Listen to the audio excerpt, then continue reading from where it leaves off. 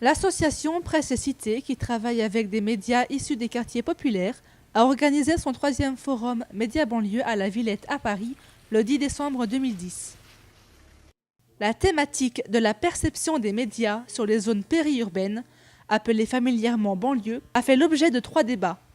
5 ans après le choc de Clichy-sous-Bois en 2005, les avis divergent peu sur le constat actuel du traitement médiatique des banlieues. Moi, j'ai le sentiment que le dialogue entre les habitants des quartiers populaires et les institutions, il est aujourd'hui quasiment au point mort. On a peut-être besoin qu'un acteur politique collectif, c'est-à-dire issu des quartiers et sur l'ensemble du territoire national, soit capable d'imposer à nouveau un rapport de force. Les journalistes ne prennent pas le temps de travailler. Ils veulent des clients dans la rapidité. C'est ça qui est dommage. Arlette Chabot, pareil, quand je lui pose la question pourquoi elle prend un arabe qui parle mal français alors qu'il y a des millions de gens qui savent se défendre, elle prend, parce que c'est un bon client et qui est à l'image de ce que veut la France. Toute la tendance de propos côté des journalistes, c'est dû forcément à un carnet de commandes. Il est évident que, comme la presse doit faire du chiffre, et on n'a pas vendu autant de papier depuis 2005, c'est pour de bonnes raisons. Vous ne verrez pas le visage de Ladji. Documentariste, il réalise une contre-enquête sur le traitement de l'information en banlieue. Le rapport de force entre jeunes et médias, il y a une méconnaissance qui fait qu'il y a certains clichés qui sont véhiculés, ou voilà, il y a une banlieue qui est fantasmée. Les journalistes n'ont plus le temps de faire, de faire de vrais sujets, donc ils travaillent dans l'urgence et voilà. Donc après, je veux dire que les problèmes qu'il y a sur le traitement médiatique de la banlieue, il serait le même à partir du moment où on donnerait un sujet à un journaliste qu'il ne prépare pas, qu'il ne connaît pas et qu'il ne prépare pas. Des associations, des journalistes et des élus tentent de créer une nouvelle dynamique pour que population, médias et institutions se comprennent mieux. Concrètement, on essaye par exemple on a un système internet où on fait des mini-sites, dont le site de la ville pour les associations, y compris pour des groupes d'individus et tout. On commence cette politique, ça marche en direction des plus jeunes, pour les plus anciens c'est un peu compliqué parce qu'on a toujours le rapport à l'écrit et au papier qui est fondamental. Et voilà, petit à petit, c'est de réussir à intégrer tout le monde, à les faire rentrer, faire en sorte que les médias de la ville ne soient pas des médias de la ville institutionnels, mais petit à petit soient les médias de tout le monde et des habitants, quoi. J'ai envoyé un questionnaire à mes consoeurs. Il était question de parler des difficultés auxquelles sont confrontés les journalistes sur le terrain et aussi au niveau de la rédaction. Les journalistes qui ont répondu à mon questionnaire, c'était des journalistes indépendantes, des pigistes qui m'ont répondu et qui avaient vraiment besoin de parler, de vider leur sac. Alors le journalisme ne peut pas être une profession indépendante, tant que ça reste alimentaire et tout, tant que ça fonctionne tel quel. Je pense qu'on s'inscrit tous dans un mouvement de réflexion.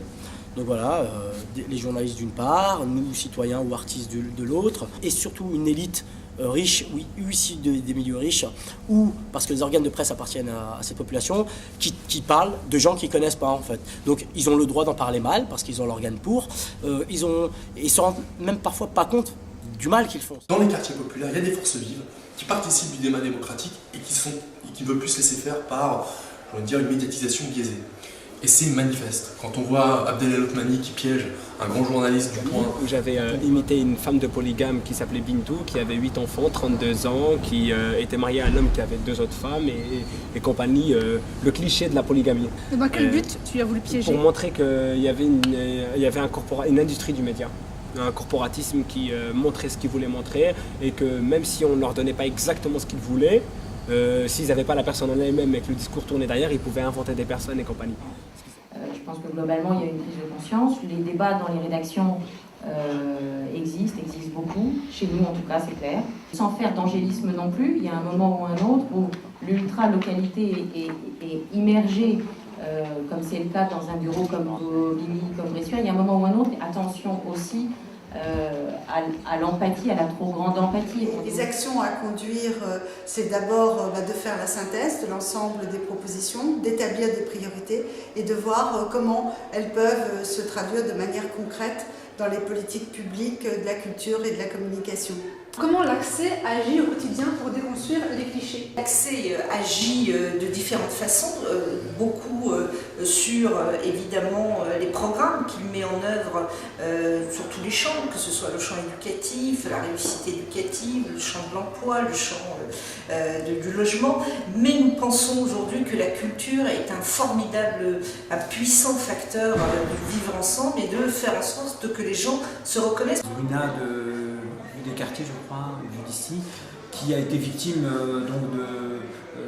de discrimination parce qu'on lui a coupé les vivres parce qu'elle avait fait un édito. Ces médias dits alternatifs, de la diversité, des quartiers populaires, peu importe comment on les appelle, heureusement qu'ils existent parce que parfois, sinon, c'est des événements qui passent complètement à travers de la société.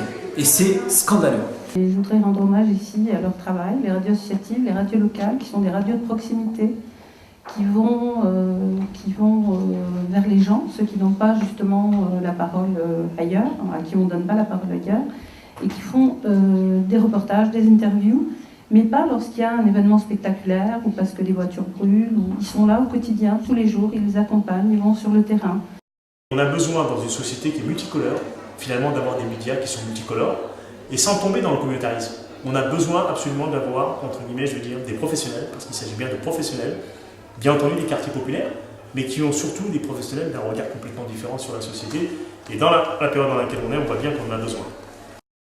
Aujourd'hui, malgré une différence éditoriale des médias, commence une réflexion des acteurs publics et locaux. Diffuser la réalité du terrain, vérifier ses sources et dialoguer permettra à chacun de mieux vivre ensemble.